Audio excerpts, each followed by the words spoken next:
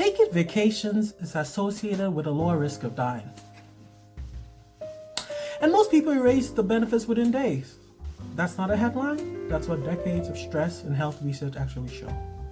And once you see the data, you never think about time off the same way again. Think about day 2 of vacation. You sleep deeper, your shoulders drop, your brain finally stops buzzing. That's not just relief, that's physiology. When researchers combined results from dozens of studies, they found vacations reliably improve stress, exhaustion, health complaints, and overall well-being. The average effect size was about 0.43. That's small to moderate, but very real. That means the average person after a vacation feels better than about 2/3 of how people felt before. Vacations don't fix your life, but they do shift your nervous system. Here's the part most people don't expect. Once people return to work, the benefits do not last. In many studies, health and well-being fall back toward baseline within 2 to 4 weeks, sometimes the first week. In a winter vacation study, health improved during vacation, then dropped almost immediately after work resumed. Vacations aren't failing. The stress environment restarts. So here's the real question.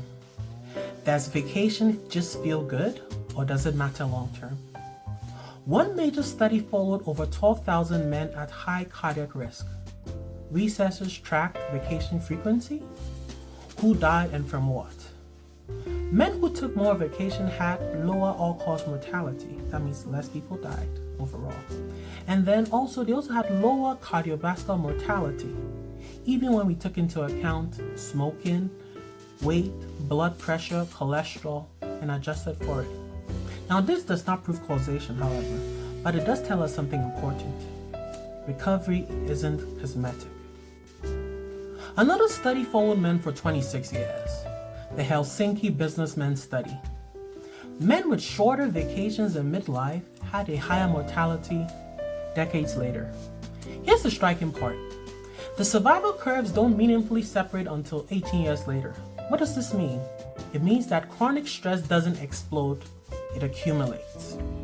Remember, vacations may be one of the few times your body fully exits threat mode.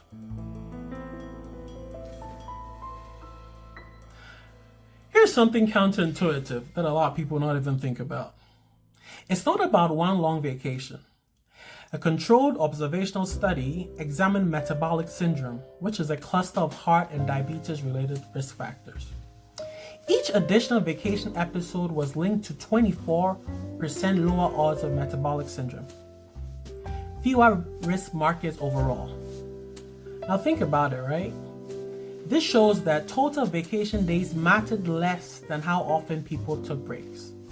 Your body responds better to repeated recovery than one long break. Don't forget that.